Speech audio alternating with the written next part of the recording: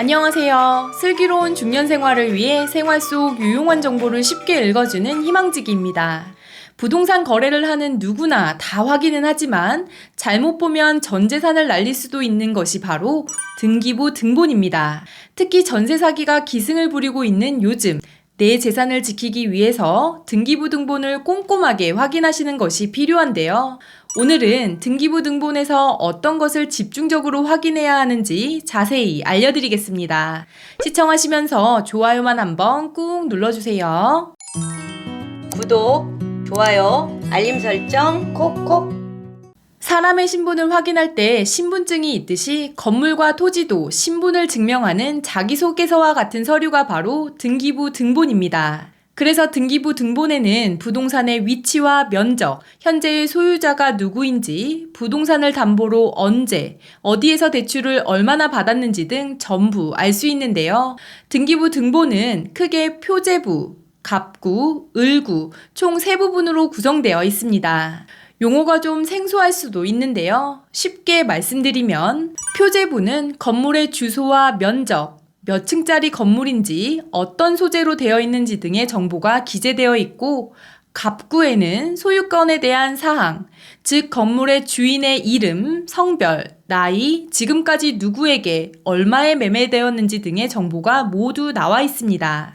마지막 을구에는 소유권 이외에 권리에 관한 사항 등이 기록되어 있는데 근저당권, 전세권과 같은 내용이 표시됩니다. 집주인이 해당 집을 담보로 얼마를 대출받았는지 적혀 있기 때문에 임차인으로서 전세 및 임대차 계약을 하려고 할 때는 이 부분을 잘 확인하셔야 합니다. 그럼 지금부터 소중한 내 재산을 날리지 않기 위해 표제구, 갑구, 을구에서 각각 무엇을 체크해야 하는지 알아보겠습니다.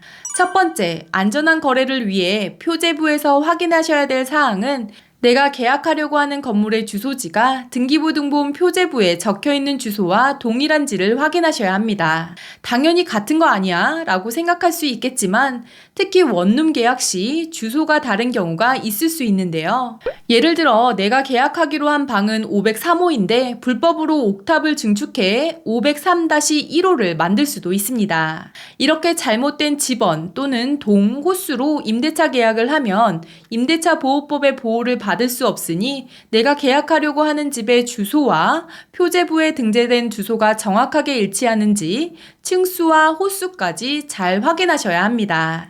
두 번째, 갑구에서는 소유자와의 관련된 사항을 체크하셔야 합니다. 그간 집주인이 바뀌었다면 빨간색 삭선으로 표시되고 갑구 맨 마지막에 최종 소유자가 기록되는데요. 먼저 최종 계약을 하러 갔을 때 만나게 되는 집주인이 등기부 등본상 마지막 소유자와 동일한 인물인지를 주민등록증을 보고 체크하셔야 합니다. 그리고 계약금 입금은 다른 사람의 계좌로 들어가면 안 되기 때문에 계약금을 입금하려는 계좌가 현재 내 앞에 앉아있는 집 소유주의 계좌가 맞는지 확인하셔야 합니다.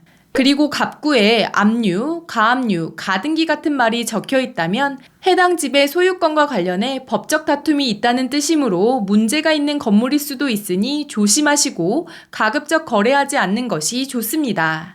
마지막 을구에서 체크해야 될 사항은 어떤 것들이 있을까요? 을구에서 가장 흔하게 볼 수 있는 것이 근저당 설정인데요. 이 집을 담보로 어느 은행에서 얼마나 돈을 빌렸는지 알 수 있습니다.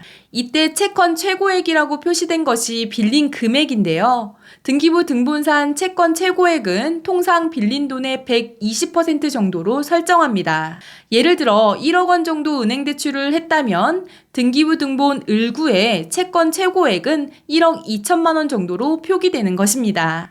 따라서 을구에 근저당권이 있는 경우 집주인이 돈을 갚지 못하면 건물은 경매로 넘어가고 세입자 입장에서는 보증금을 온전하게 돌려받지 못할 가능성이 있기 때문에 내 보증금이 안전한지 여부를 중개사에게 꼼꼼하게 물어본 후에 계약을 진행하는 것이 좋습니다.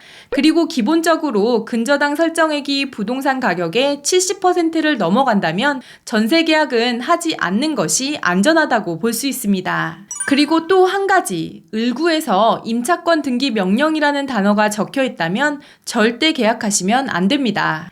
임차권 등기 명령이란 이전 세입자가 계약 기간이 끝났는데도 보증금을 받지 못해 집주인을 상대로 법원에 소송 비슷하게 신청한 것인데요.